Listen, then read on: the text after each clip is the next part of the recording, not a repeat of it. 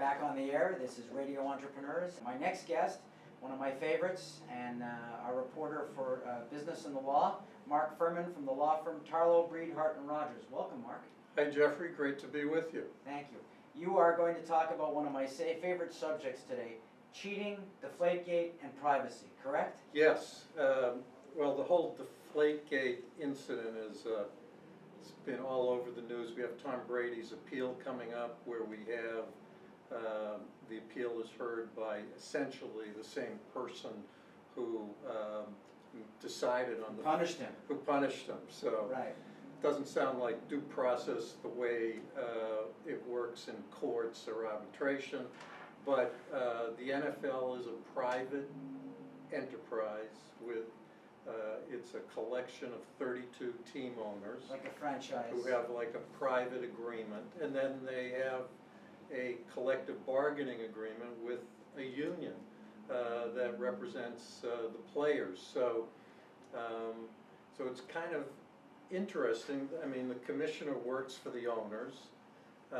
You have in all sports, you have the whole subject of when does gamesmanship turn into cheating? You know, right. We've all of us who've played sports have seen gamesmanship. You know, I grew up playing basketball, so you know, holding someone who's trying to get a rebound, is that cheating or gamesmanship? Or how about flopping?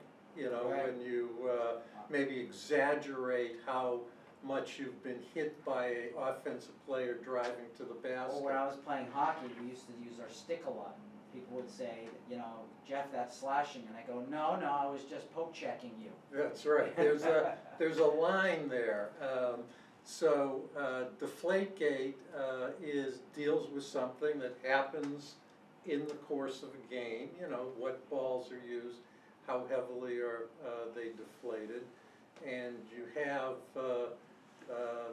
you know, a question in my mind of are the Patriots the only one who are allegedly who have done this, or how long has it been going on, and why is it that Peyton Manning and Tom Brady were influential 10 years ago in having a rule change that related to the how balls were handled. But in any event, so that's one of the things that's kind of interesting about the story. The Patriots, you know, they talked really tough, as you know. Oh, yeah. And they were hit with a very significant fine. I'm going to want the commissioner to apologize to me publicly. That's right. When I'm cleared. And then they put on this website with their response to the Wells report and Vincent's punishment as approved by Roger Goodell. And you know, there were a few punchlines that seemed weak in the defense, like the reference to McNally and Jastrzemski. You know, one of the emails referred to someone as the deflator. Right. So in my office, people started talking about, well, I'm going to go to the gym today to deflate, right. And not everybody was buying that. But so that seemed a little bit on the weak side. But it's interesting with Brady's cell phone.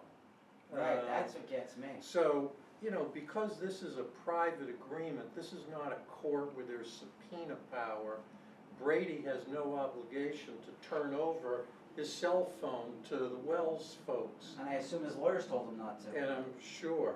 But inquiring minds want to know what's on the cell phone. Right. What are the texts? What are the emails? And from McNally and Jastrzemski, they already have any emails or texts between McNally or Jastrzemski and Brady.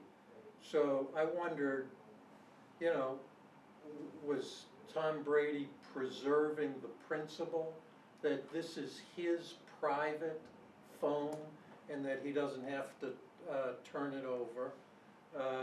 Or is there something more to it? You know, are there emails, for example, or texts with other folks in the organization? If someone wants to talk to you about their protection, or somebody else who may be breaking the rules, how would they find you?